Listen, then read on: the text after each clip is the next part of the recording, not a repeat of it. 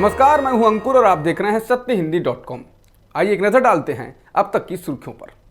हाथरस की बलात्कार पीड़िता का अंतिम संस्कार पुलिस ने बिना घर वालों की मौजूदगी में कर दिया। इस दौरान घर वाले पुलिस से कहते रहे कि वो शव को एक बार घर ले जाकर रीति रिवाजों से अंतिम संस्कार कर देंगे, लेकिन पुलिस ने जबरन चिता में आग लगा दी। पीड़िता के भाई संदीप ने कहा कि मां अपनी बेटी का शव देखना चाहती थी और वह पुलिस से गिड़गिड़ाती रही, पर पुलिस ने मुंह तक नहीं देखने दिया।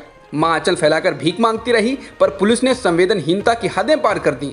वहीं एक बार फिर पुलिस ने कहा कि पोस्टमार्टम रिपोर्ट में बलात्कार की पुष्टि नहीं हुई है।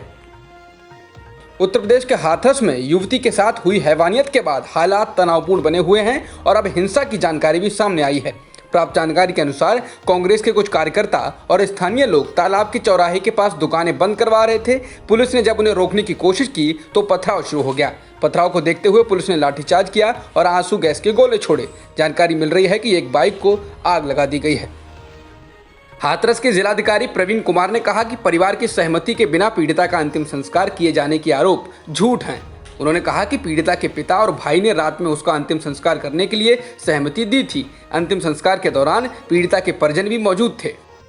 उत्तर प्रदेश के मुख्यमंत्री योगी आदित्यनाथ ने हाथरस में दलित लड़की से गैंगरेप और हत्या मामले को लेकर प्रधानमंत्री मोदी से बात की है। उन्होंने अपराधियों को कड़ी से कड़ी सजा देने की बात भी कही है। इसके साथ ही गैंगरेप और हत्या मामले की जांच के लिए 3 सदस्यीय विशेष जांच दल गठित किया गया है। ये जानकारी बुधवार को उत्तर प्रदेश मुख्यमंत्री के ट्विटर हैंडल से दी गई है। ट्वीट में बताया गया है कि एसआईटी 1 हफ्ते के भीतर अपनी रिपोर्ट पेश करेगी। प्रियंका गांधी ने हाथरस बलात्कार पीड़िता के अंतिम संस्कार के बाद योगी सरकार पर हमला बोला है। उन्होंने ट्वीट कर कहा है कि रात को 2:30 बजे परिजन गिड़गिड़ाते रहे, लेकिन हाथरस की पीड़िता के शरीर को उत्तर प्रदेश प्रशासन ने जबरन जला दिया। प्रियंका ने ट्वीट में लिखा, जब वह जीवित थी तब सरकार ने उसे सुरक्षा नहीं दी। जब उस पर हमला हुआ, सरकार ने उस समय इलाज नहीं दिया। पीड़िता की मृत्यु के बाद सरकार ने परिजनों से बेटी के अंतिम संस्कार का अधिकार भी छीना और मृतका को सम्मान तक नहीं दिया। उन्होंने कहा कि एक मासूम बच्ची और उसके परिवार पर 2 गुना अत्याचार किया गया है। हाथरस की पीड़िता की मौत और उसके शव के अंतिम संस्कार पर दिल्ली के मुख्यमंत्री अरविंद केजरीवाल ने कहा है कि पहले कुछ वहशियों ने बलात्कार किया और कल पूरे सिस्टम ने बलात्कार किया। पूरा प्रकरण बेहद पीड़ादायी है। बाबरी मस्जिद विध्वंस मामले में सीबीआई की विशेष अदालत ने 28 साल बाद फैसला सुना दिया है। अदालत ने सभी 32 अभियुक्तों को बरी कर दिया है। लखनऊ की विशेष अदालत ने कहा कि अभियोजन आरोप साबित करने के लिए पर्याप्त साक्ष्य नहीं दे पाया। इसके साथ ही न्यायाधीश ने कहा कि ये विध्वंस सुनियोजित नहीं था। बचाव पक्ष की ये दलील मानी गई कि ये लोग भीड़ को रोकने की कोशिश कर रहे थे। सीबीआई की विशेष अदालत के जज एसके यादव ने यह फैसला सुनाया।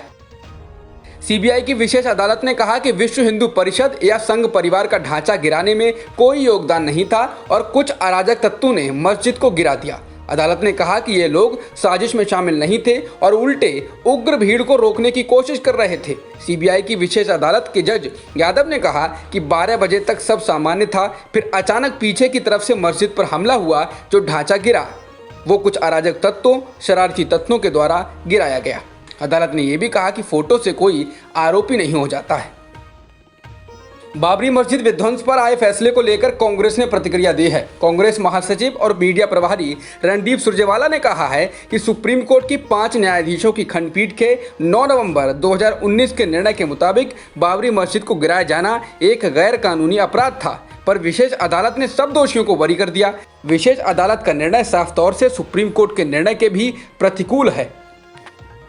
मार्क्सवादी कम्युनिस्ट पार्टी के महासचिव सीताराम येचुरी ने बाबरी मस्जिद विध्वंस मामले में आए फैसले को न्याय का मजाक बताया है। उन्होंने ट्वीट कर लिखा, ये न्याय का मजाक है। बाबरी मस्जिद के विध्वंस का आपराधिक अभियोग जिन लोगों पर था वे सब बरी हो गए। क्या एक मस्जिद खुद गिर गई? उस समय की सुप्रीम कोर्ट के मुख्य न्यायाधीश की अध्यक्षता वाली संवैधानिक पीठ ने इसे कानून का भयावह उल्लंघन बताया था। अब ये फैसला शर्मनाक है।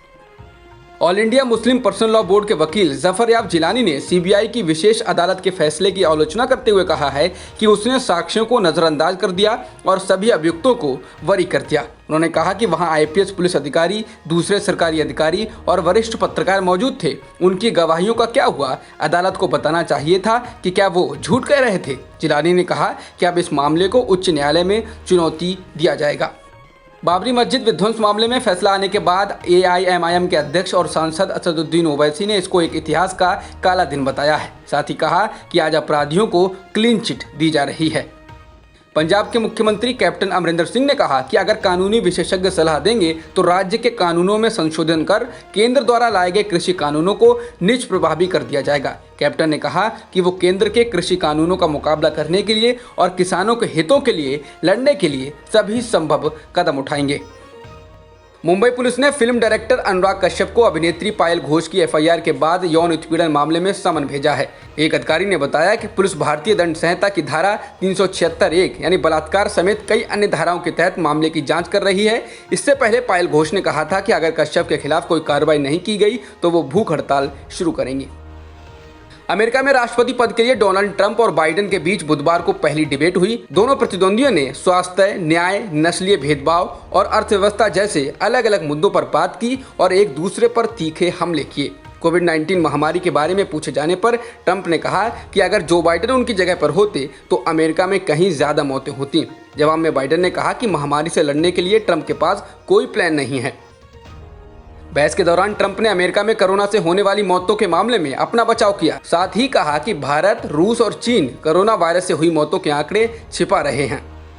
भारतीय चिकित्सा अनुसंधान परिषद यानी ICMR ने सीरो सर्वेक्षण के दूसरे नतीजों की घोषणा कर दी है। इसके अनुसार अगस्त के दूसरे सप्ताह के आखिर तक हो सकता है कि भारत की 7% वयस्क आबादी कोरोना वायरस के संपर्क में आ चुकी हो।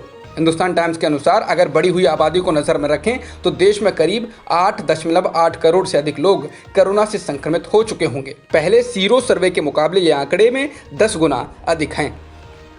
भारत में कोरोना संक्रमितों का आंकड़ा 62,29,000 के पार हो गया है और मृतकों की संख्या 97,541 हो गई है। इसके अलावा देश में 51,87,000 लोग ठीक हो चुके हैं।